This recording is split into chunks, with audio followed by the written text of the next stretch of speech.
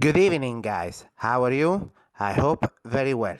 The code of today will execute the Tower of Hanoi, a mathematical game which has three rules and n disks.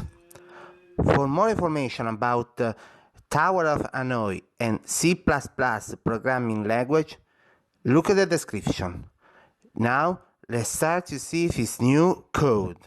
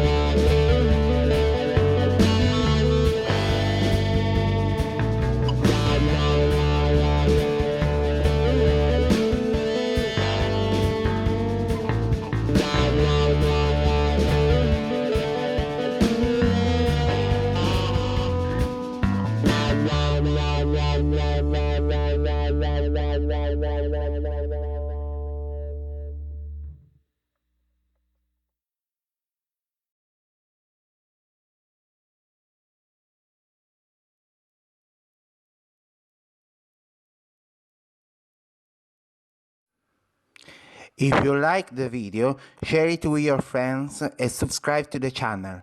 See you later at the next video.